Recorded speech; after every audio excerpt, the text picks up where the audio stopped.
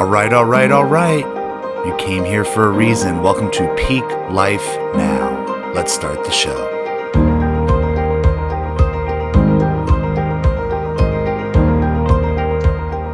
Hello and welcome to today's episode of Peak Life Now, arming entrepreneurs with tools to maximize income and influence without sacrificing family, hobbies, and relationships.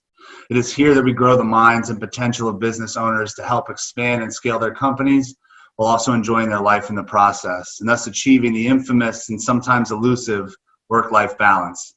Be sure to stay tuned to the end of the episode because we'll have a little promotional gift for you then.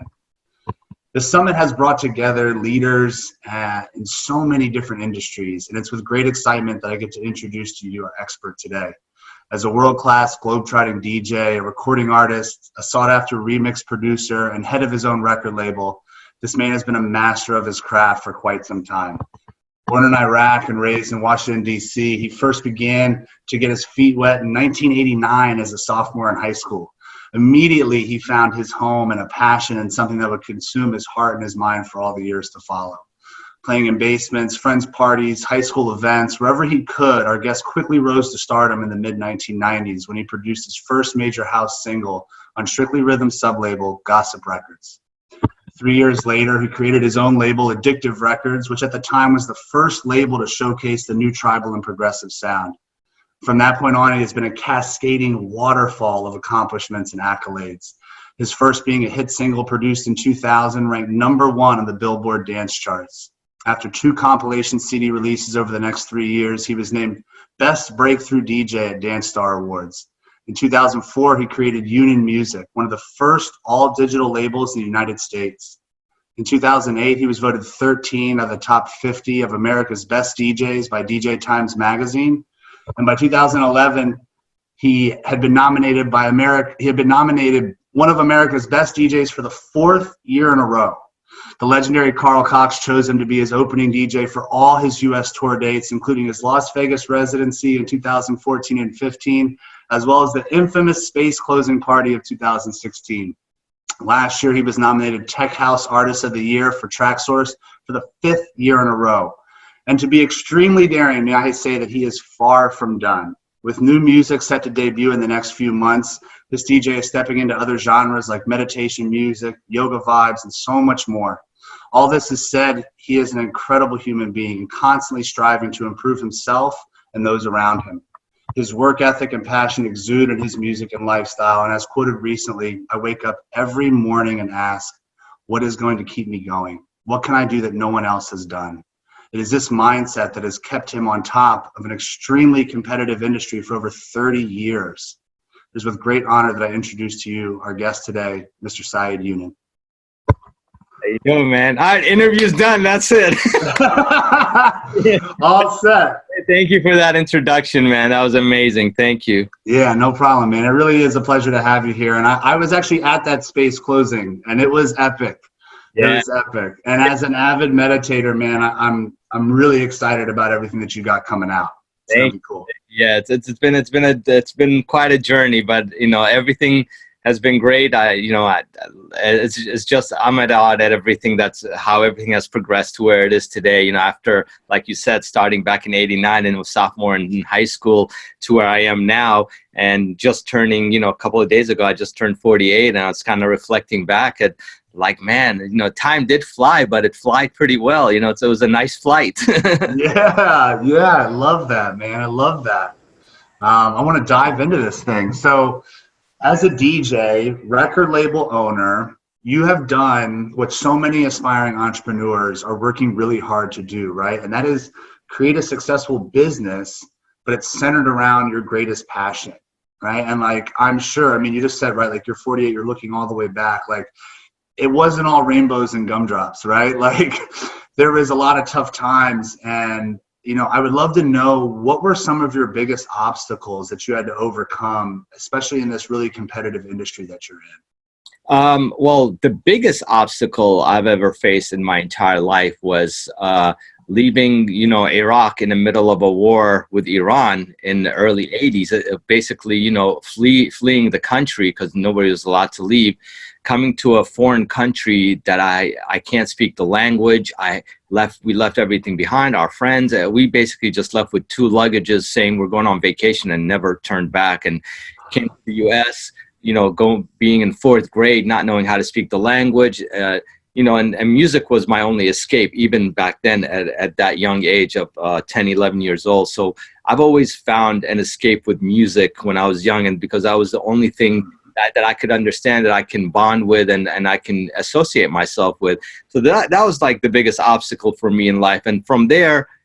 things got obviously better. You learn the language and you get better, you make some friends, and but music, throughout everything I've done in my life in regards to elementary school, middle school to high school, music always played a part in everything I did. I used to skate, so I used to listen to punk rock. Then from punk rock, I started listening to new wave. I got into new wave music. Then disco music. Then a little bit of hip hop, which what got me into DJing, and then house music.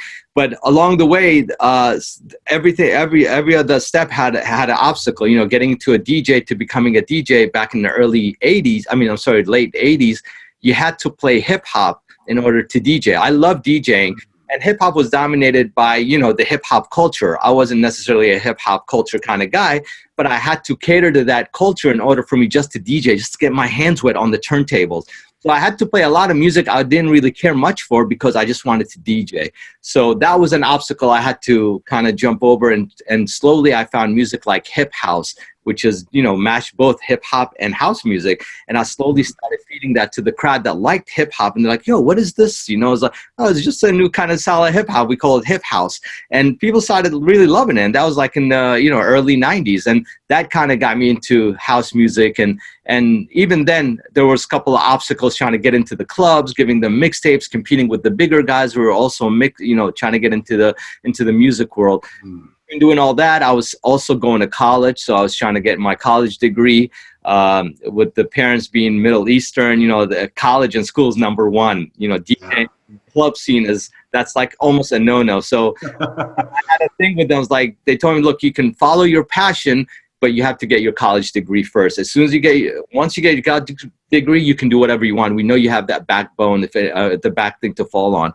So so I got my college degree, and then pursued music after that. But thankfully, I was able to use what I got in college, which is a business degree, to kind of create my record label and all that good stuff.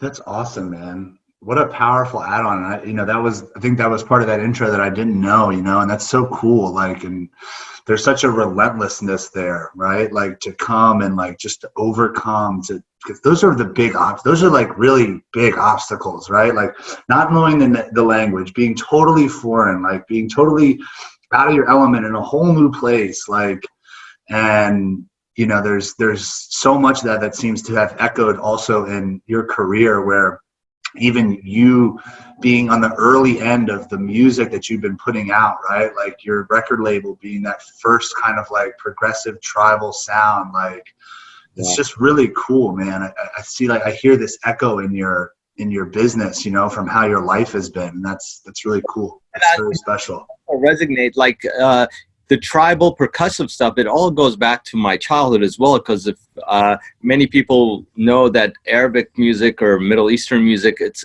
a lot of percussions. There's a lot of, we call it dumbug and stuff. So it's a lot of percussion elements. So you can hear that in my music till this day. You can hear my ethnicity in the music that I'm making. It's very tribal, it's very percussive. It's got that, Middle Eastern, flair to it, I guess you can call it. Yeah, I love that, man. I often hear from my clients and other entrepreneurs this kind of idea/complaint that everything seems oversaturated, right? Whether it's the niche or the product that they're pitching, or maybe even their marketing approach.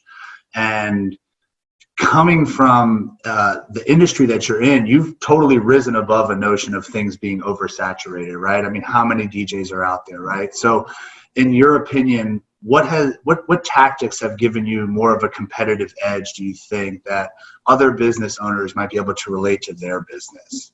I honestly think the reason for my longevity, and again, I quit my full-time job in '98. I used to work for America Online, and I left that to pursue music full-time.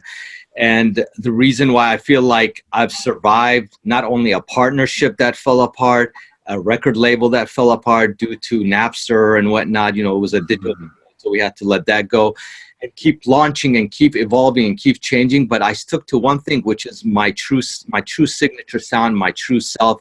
And I wasn't the kind of DJ that just chases the flavor of the month. So for example, like if trance was big tomorrow, I'm going to make trance music, or if a break beat is big now, I'm going to make break beat. You're always like turning left and right, trying to chase the flavor of the month. I stuck to what I'm passionate about, and the music, the style, it always changed here and there a little bit. I mean, obviously it's still percussive, it's still bass driven, it's got the oomph, it's still tech house, techno, whatever you want to call it days. But when you hear the music I make and the music I play, there's a certain signature of my sound is in there. It's not, I've never veered off to the left or the right. So always stay true to what I like to do musically, what I like to deliver, and how I feel it. If I don't feel it in the studio behind me, I'm not gonna make it. So it's got to come from the heart, and that's how I honestly think that's why I've lasted so long in this business. Otherwise, people will just like lose it. Okay, your fans will just lose you if you keep changing lanes and not knowing what you're trying to do. But if you stick to a style that you're passionate about, that you feel is right, and you just stick to your guns with this business, you can do it. Like there's a saying, it says, being different may give you a slow start, but being different will keep you going a long way, or just doing it your way, So I firmly believe in that. And I think that's why, I've lasted 20 plus years professionally in this business, is because I stuck to my formula and I stuck to what I believe in. Oh man, I love that. That's so good. I love that so much, because it's really, especially for a lot of people that are starting their own business or kind of finding their own place. I feel like, especially now, right? There's so much technology, there's so much noise, right? Like everyone's like, oh, well, do it this way or do it that way, or like, this is how you get ahead. This is how you get ahead. But like the truth is, like, by sticking to what you love and sticking to what you believe in your heart and following that will help to pave that way. I'm so glad that you said that. I mean, you don't know how much I trust my gut instinct. Like people second guess, I go with my gut instinct every time. I mean, it's not 100%, full, but I've always end up in the right direction by just going, what, this doesn't sound right to me. Even though my manager is saying you should release it, I don't feel it's me. I scrap it, and I'm glad I did. And I follow what I think is right, as far as whether it's music or whether it could be anything else. It's just, if I don't feel right about it, it's just not going to see the light of day. And it's not about how much money I can make from it or how much I will get. It just doesn't feel right to me. It's not going to see the light of day. I love that. That's awesome. Yeah, not about the money, but it's about what you feel in your gut. That's good. I have the pleasure of keeping up with you and your personal life on social media. And you're so often praising the power of self-care, personal development. And, that brings a smile to my face, of course. And considering that this summit is really aimed at helping our audience kind of maximize their vocation success, but also find balance in their life, can you share some of your experience with work-life balance and how it relates to growing the business? That's like one of the biggest important things for me in life is, I'll have to, if I'm in the studio, say, for example, from 7 a.m. till noon or whatever, I always got to just step out, go outside. I mean, we live in a really nice area where, we've got hiking trails right in the backyard. We've got some lakes and stuff. In the summertime, I've always said some of my best musical ideas have actually come to me while I'm on the trails. And I kid you not, that's like 100% true. Whether I'm biking on the trails, walking, or hiking, I've had the best musical ideas or label related ideas when I'm just by myself, just in the woods, just walking among trees and stuff. So I feel a big connection between that. And I really think that also keeps me super grounded and balanced with what I do, especially in the nightlife. Nightlife can be really hard on your body, physically, mentally. If you don't have that balance where you can actually stay physically healthy, go for nature walks, eat right, and take care of yourself, this business could really, it'll take you under. I mean, you're pulling, 6-7 hours set sometimes, and you're playing till like 7 or 8 in the morning. If you're not sleeping right, if you're not eating right, it could go downhill really, really fast. And I'm sure most of maybe the people you work with have heard some of the stories that's happened to other DJs who don't really look after them. But I firmly believe that you got to have that balance and just step away. Meditation is a big part of what I do. Every morning I wake up, I have a small altar where I sit down, do at least 15 minutes, 11 to 15 minutes meditation before I start anything, especially in the studio, just go into clear-minded. And that really helps me out a lot with everything I do on a daily. I love that, and this kind of leads into my next question a little bit as well, because I love discussing the power of like daily rituals, and it's a staple in my coaching program. It's a staple in my life. And it seems like that's one for you, this meditation process. Do you have any other daily rituals or non-negotiables that kind of help to keep you at this operating at such a high level? Definitely. Yeah. The meditation in the morning is a given. I do that every morning. I take breaks in the afternoon. Like I was saying earlier, I'll at lunchtime, I'll go for a walk just to step away. It's always good to step away, especially when you're a music producer, because if you're sitting for 4 or 5 hours listening to the same loop, the same track over and over, it'll drive you crazy, and then you'll start tweaking the wrong things. It's always good to just step away. So my other ritual is just take a break in the middle of the afternoon, whether it's lunchtime or whatever, and I step outside, go for a nice little walk, and come back and continue working.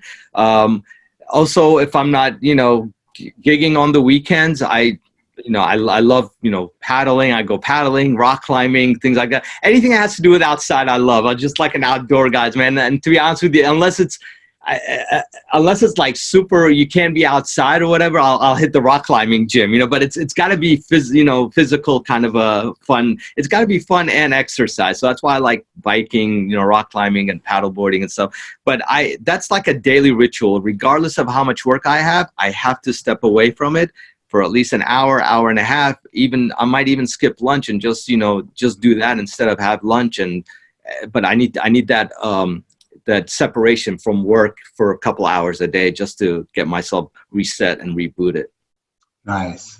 Yeah. And, it's interesting because, like I said, I've had people from all different really kind of walks of business on here, but you being this globe-trotting DJ, like I hope that people really are honing into these messages, because it doesn't really matter, right? Like I've sat in front of the computer for 8 hours, right? While you're listening to a loop of music, I might be working on some content page or something, right? And it's just like when you are embedded into like one line of thought for a while, it's like having these breaks, having these rituals that can take us out are so important. And I love that you kind of have this practice. I love that you preach about it too. I mean, that makes me happy. That's cool, man. I mean, even when I'm traveling in hotel rooms before a set or in the morning, I still meditate. I'll sit on the bed, or if there's like a couch in the hotel room, I always have a quick meditation session, especially before the gig, just to ground me and keep me, kind of relaxed. Because obviously, there's a lot of pressure. I mean, I've been doing this for so long, but I still get the same excitement / butterflies standing in front of an audience to drop the first track. It's a thing that it'll never go away. But meditation actually helps me calm that down and turn butterflies into excitement instead of the other way around. Oh, I love that. And you have been around for a while. You've been so popular for so long that it's easy to forget that you came up during a time when there was no social media marketing. Like there wasn't even really internet, right? When you first started DJing, when you were playing gigs, Walkman were the rage, right? And I love that, and just passing out flyers at 4 o'clock in the morning when people are leaving the club. That's right. And you've excelled through so many different phases of marketing fads. I would love for you to be able to share with us what's some of your favorite marketing techniques now, and is there something that you wish was still around from the days of the past? I nowadays, basically the social media obviously is the number one for marketing. Facebook, Instagram. I do a lot of ad stuff as well. I love doing things like I'm doing with you. I think stuff like this goes a long way, to let people know more about who you are, and not just about a flyer or an event or a track. This is more on a personal level. I think people knowing the artist, or your fans or your friends knowing who you are behind the music, it's really important. And people like to know who you are. You know, what do you do at home? Just like what we're talking about. They just don't want to know, oh, this is his track, or this is his album, or whatever. So I think social media obviously is a huge key for pushing and promoting myself. Having the right team, management, publicist, booking agent. It's all a package, the way I look at it. And I learned this along the way as I, progressed and, became a professional DJ, producer, remixer, all that good stuff. You have to have the right team to propel you forward. And it's not about you just being a great artist and thinking, okay, I make amazing tracks, I'm an amazing DJ, where are the bookings? It's you got to have the right team. And now I'm saying that you can have the right team, but you haven't done anything. Do some stuff, have some stuff under your belt. You become in demand, then get that team together. A lot of the kids nowadays think it's the other way around. Once I have the right manager and booking agent, I'm going to be playing globally. No, you have to have that already. You have to have the demand first. The demand's not going to come from your management. The demand comes from you. Your management is just out there to push that demand for you and to, collect on it. So a lot of the kids have it all backward nowadays. So I think, yeah, man, just push yourself. Social media, use everything you've got, your website, get your music out there. And the thing that I would say that I wish it's still around from the past, it's probably the communication we're doing now. I think we've lost that human to human interaction. I still miss the days of standing out front of the club, like I was saying earlier, at 4 or 5 o'clock in the morning, giving out people my mixtapes or giving them a flyer to my event. I made so many friends doing that. I made so many DJ friends who are still my friends because I've handed them a tape at the end of the club that we still talk to this day. And I think we miss that nowadays. It's all about competition, and it's not about working together. And I think that's how it was back in the day. It was more about a community. It's about all of us working together and trying to grow together. Now it seems like it's just like me, look at me, self, me, my whatever. So I think that's that I'm not too crazy about. Yeah, I love that, and I agree. The person-to-person contact, the handshakes, the networking, the face-to-face, the smiles, and I love what you mentioned, because I think it is very much. I hate to diminish it by saying it's a marketing technique, but I think that it's very important in that we are transparent, right? We do get to learn about the man behind the music, right? The person behind the idea, while social media is great for marketing, it's like getting to know who it is and who we are is becoming one of these almost important things this day and age, right? Like becoming vulnerable and saying, hey, I might be on top right now. I wasn't always, what you see today wasn't where I was before. And, we're so often comparing our chapter 1 with someone's chapter 15. And yeah. That's hard. Yeah, and what's even harder is about this. I don't know if you notice at the end of the year, which is nothing wrong with it, but it's become a little too much. Everybody tries to, post their stats. My Spotify stats. I've had 7 million listeners. I've had 4 million. I've had 10 million listeners. And then the stats of this, it's like it becomes a competition between artists. I mean, it's cool. I understand you're excited about the numbers of listeners you have, but it also creates this too much of a competition where people aren't working with each other. They're kind of working against each other. I don't think we had that back in the day, stuff like that. Now it's like, it's a bit more, I understand competition is great, but we shouldn't be pinning each other against our neighbor, our peers or whatever. Last thing I want to do is compete with some other artist that I love and I admire, just because, oh, he's doing great, I got to get to where he is. It's all about focusing on you. Everybody's on a different journey. Everybody's on a different level. And if you just focus on that level, don't worry about what guy number 2, guy number 3 is doing. I always have a saying. I says I choose to be the cat in the rat race. So it's just like I just watch these fools go around. I love that. Yeah. Yeah, I love that, man. Kind of touching a little bit on what you said a little earlier, and I think it's very fair to say, right, that your business is extremely demanding. And maybe even more so than some of the entrepreneurs that are out there, considering the global travel, right? The late hours, the long sets. It's so exhausting. And I know, I mean, even myself, like Lights. right. Like I use the Pomodoro technique. Like I'm on for 25 minutes to take a 5-minute break. Like, like I'm like this. You're on stage sometimes for 6 hours, 8 hours. Like breaks aren't really like part of that process, and I can only imagine how critical it is that you must be able to muster the strength and energy at a moment's notice. And I know that you mentioned meditating before you go on set and things like that. Is there any other techniques that you have that help you to stay fresh, help you to like maximize, almost like bottle your energy so that you can handle the pressure and the demands of your job?